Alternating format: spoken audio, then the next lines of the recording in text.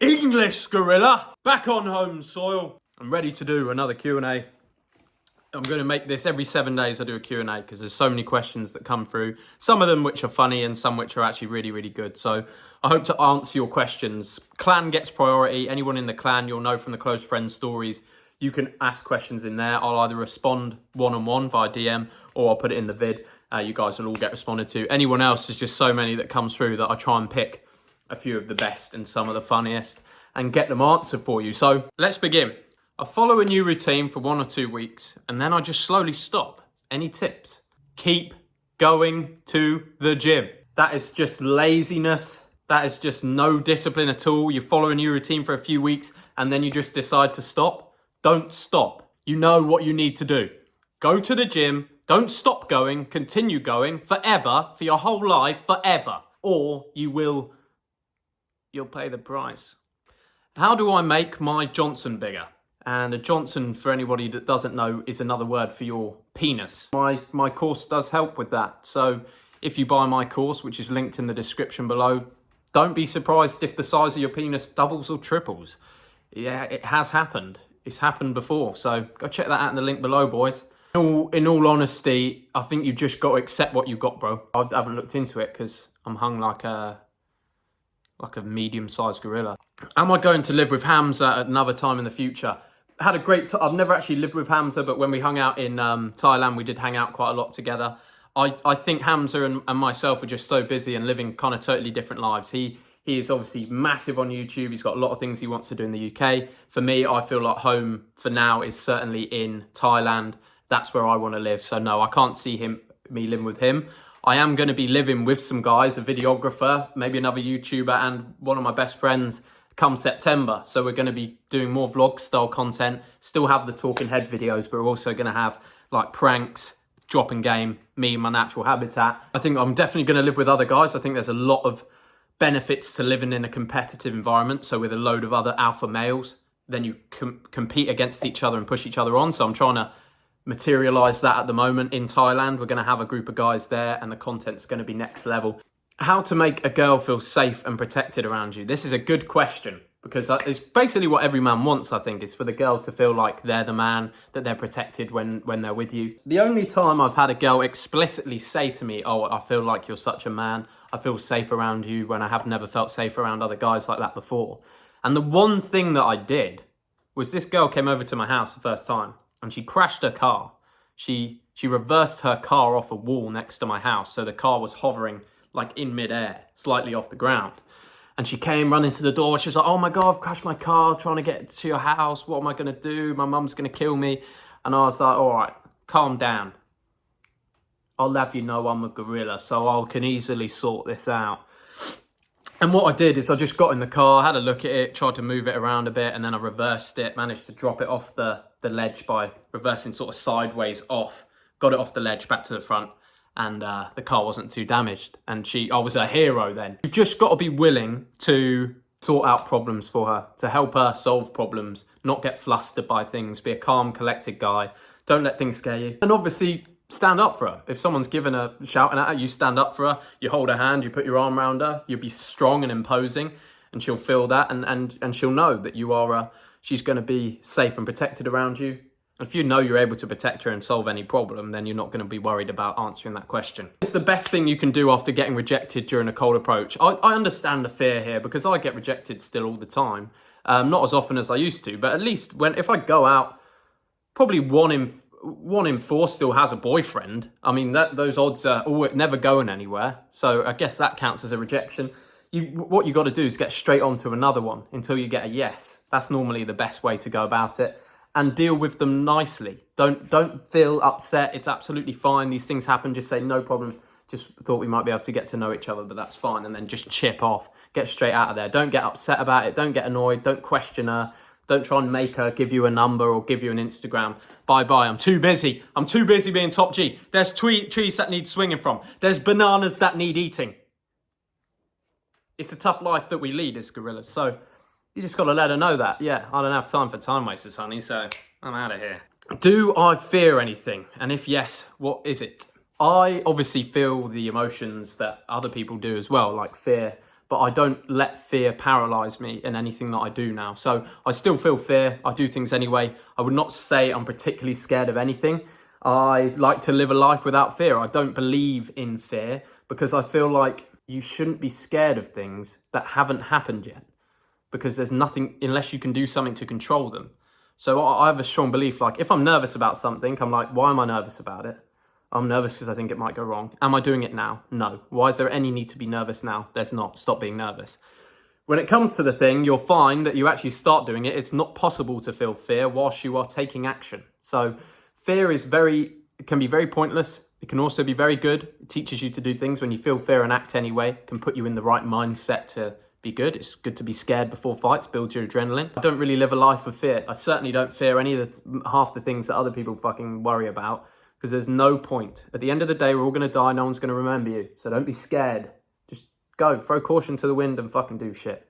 That's really the best advice I can give you, is don't be scared. You get one life. One day you're going to be lying down on your bed, however many years old, and you're about to die. And you're going to realize that nothing ever mattered in terms of being scared or afraid to do things. You could have tried anything, because at the end it was all going to be over. So just know that now and don't have any regrets at the end. How would I react if a man hits on my girlfriend right in front of you? I look straight at my girl to see what's her reaction, because then I can judge the caliber of my woman and see if I actually want to be around a woman like this.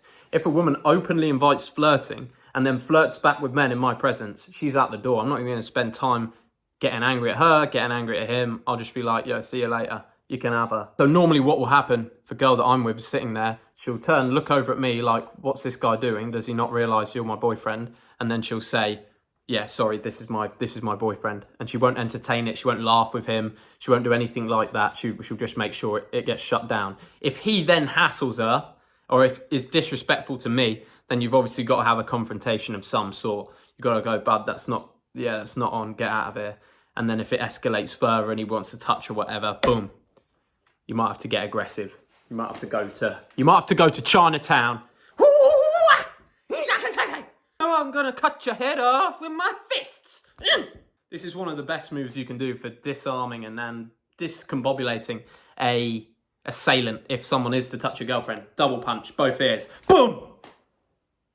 Won't know what's hit him. I'm 19 and a virgin. I'm not into sleeping around, and I only want one long-term relationship. Any advice? I don't know if you're a boy or a girl. Hopefully you're a girl, in which case that's beautiful, and definitely remain a virgin and try and find a very good man and then settle down with him, have babies and live happily ever after. I think that's a fantastic thing to do. If you're a man, I don't think that really works, because the chances of you meeting the woman that you are meant to settle down with on the first try is very, very low and incredibly dangerous, because normally the first relationship you ever have is the most toxic, because you've not learned anything about relationships. You've not learned how you function with other people. You've not learned about sex. You've not learned anything. So you, as a man, you need this trial, the tribulation, the breakups, the heartbreak, the turmoil, to eventually know when you've met a girl that you can settle down with for good, or a girl that you like. Otherwise, I feel like you'd get in a relationship first try and you'd end up with a host of problems, probably end up divorcing at some point down the road. So be careful with that. I understand the intentions are pure. I like it, but just remember that you probably won't get it right the first time. Did you get headaches from sparring? Should I be worried? I've had them where I've been beaten pretty senseless, like, like a bit of a dum-dum for a few days.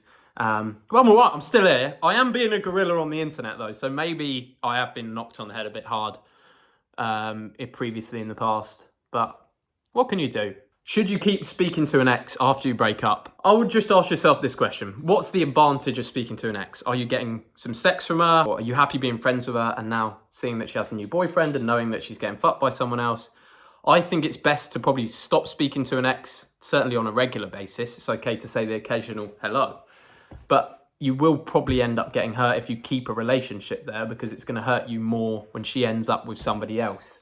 Even if you're sleeping with her still, it's probably going to be painful. You're probably going to cause yourself a lot of pain and distress, and cause her a lot of pain and distress by continuing to talk to each other. So I'd recommend you don't talk to exes. There's a reason they're an ex. There's plenty of other girls to start talking to. Stop wasting your time. Yes, she's familiar. Yes, you like her. Yes, the sex is going to be amazing because she is your ex. But just do that a few times and then leave it. because you can't miss out on the XX. I mean, that is just unbelievable for some reason. I don't know why. What's the origin story of the name, the CEO of Testosterone? This name was given to me. It wasn't something that I came up with. And it was from, I met Hamza in the gym, chatted a bit, and then we ended up sparring. And we had a great battle, great sparring match. You would have been able to see it on Hamza's Instagram, but he deleted his Instagram. But he posted that on his Instagram, his sort of battle with me, sparring. And he named me fighting the CEO of Testosterone. That's just what he put it as. And I was like, oh, that's a nice ring to it. And then he said, Jack, you should do YouTube. You're good at talking, whatever. And I just thought, yeah, that's a good name. We'll run with it. We'll just start making videos. So that's the origin story. What does the gorilla mean to you? The gorilla means freedom. The gorilla means protecting the tribe. If you just look at a gorilla, they're like, they're just big, strong, fearless, agile, but deadly. And just like not that bothered by things, just chilling, eating bananas. I think the gorilla means to be the boss. The gorilla means to be unfazed, to be stoic, and to be powerful and strong. And the gorilla means to protect the tribe and to spread the seed to as many women as possible. In your 20s, should you go for a safe job or do entrepreneurial things? This depends on the person. I say to people, have a look at what your personality is like, because some people are fantastic at building systems. Like someone like me, I'm more of a personality, I'm better on camera, I'm not as good at technical stuff. For every person that's like me, there needs to be someone behind the scenes that can do the accounts, that can do the systems, that can build that, and there's a lot of money involved in that. There's also a lot of money involved in being the face or the more outgoing person. So decide, would you be better at working for somebody else and making a lot of money being a specialized worker for somebody else in a good job? Or would you make more money doing your own thing? Do you hate being told what to do by other people? Ask yourself those two questions, because there's no harm in doing either. There's no harm and absolutely no shame in working for somebody else. Sometimes you can make more money than you'd ever make on your own working for someone else. So you've got to remember that. If it's not you, don't push it. Just push for what your strengths are and go towards that. But if you're someone like me, I cannot stand being told what to do. I get bored very, very quickly and easily, and the idea of a 9 to 5 would bore me to death. So for me, there is no other option. It's either a life of unhappiness or try and do things on my own. So ask yourself those questions. How many eggs can be consumed in one day? Is there a limit? I'd say the limit is about 8. I wouldn't eat more than 8 eggs a day. I think that's getting too much. That is no scientific basis to that whatsoever. That is just my brain. What was my first business? A company called UniCleans, and I started it at university. It was a university cleaning company where we paid a group of cleaners to end of tenancy clean student houses. It was actually fairly successful, but I was crazy, and it was only really a summer business because end of tenancy is once a year for uni houses. So we made decent money. We made a decent chunk, and then we bailed out of that. But that was my first trying business, and my first business success that actually made some money was a little cleaning company. What age do I think I will be marrying? I'm going to break this down for you boys. Let's say you met a 10 out of 10 woman. Let's say she makes 250k a year. You meet this beautiful woman. She's way out of your league. And you're like, holy shit, why does she even like me? But she loves you. And then she says, let's get married. And I don't want a prenup. You'll probably go, oh my God, this is amazing. The reason why you'd get married is because you're like, I think I'm going to lose this girl. Let's make sure we get tied in together. And then at least if she leaves, I get half of her money and I won't be broke.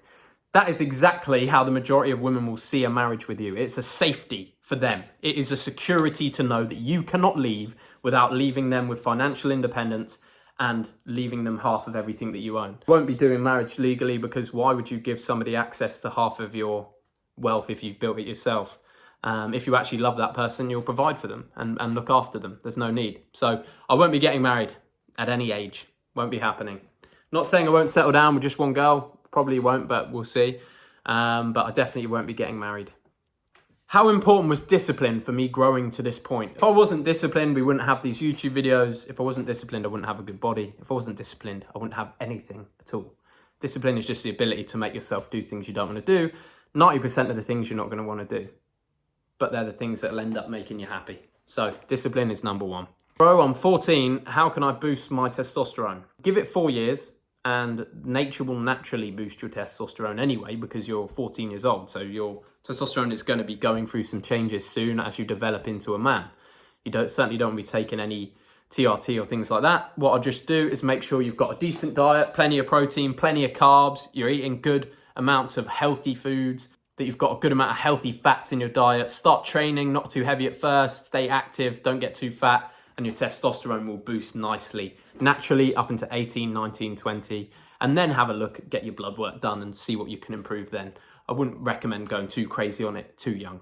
Have I ever used antidepressants? No. For me, I've never spent any long period of time in a depressed state. I've found a lot of good ways to come out of a depressed state myself. Majority of depressed states I've been in have been from drug and alcohol abuse, so stopping that obviously helps you massively. I don't think there's any shame in using antidepressants. If you are in a really depressed state, it can be very, very hard to change your situation. But what they should be used to is make you stable so you can change your situation and no longer be depressed. So I think you've got to still deal with the problem. If you use them as a tool to get you there because you can't function without them, then that's a great thing. But if you're just relying on them daily without changing the cause of your depression, then that's obviously going to be a big issue.